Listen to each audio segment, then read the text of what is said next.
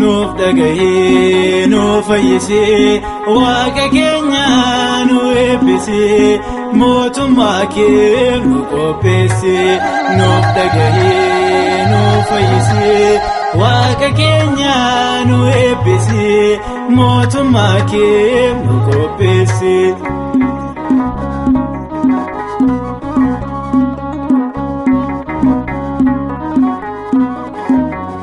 Xiqqaaf guddaan taanee mana keetti ol geenya nuuf eebbisi gooftaa as jireenya keenya kan keessi isaa gaddee hiikeessitti mataa nuuf dhagahee maaloo hundaaf siis furmaata. Nuuf dhagahee nuuf fayyisee waaqa keenya nu eebbisee mootummaa kee nu qopheessee.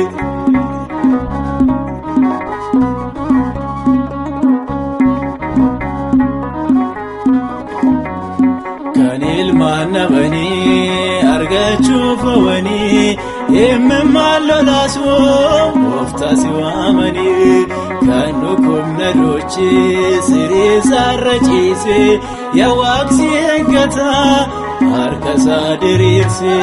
Nuuf dhagahee nuuf fayyisee waaqa keenya nu eebbisee mootummaa kee nu qopheessee.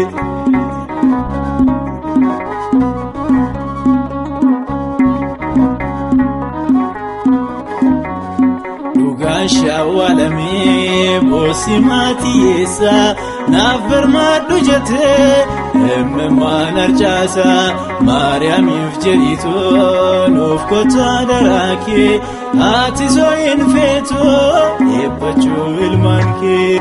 Nuuf dhagahee nuuf fayyisee waaqa keenya nu eebbisee mootummaa kee nu qopheessee.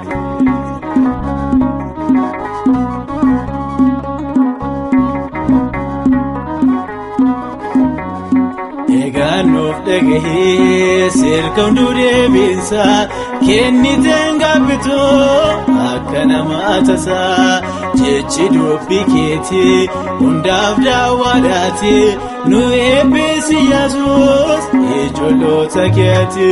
Nuuf dhagahee nuuf fayyisee waaqa keenya nu eebbisee mootummaa kee nu qopheessee.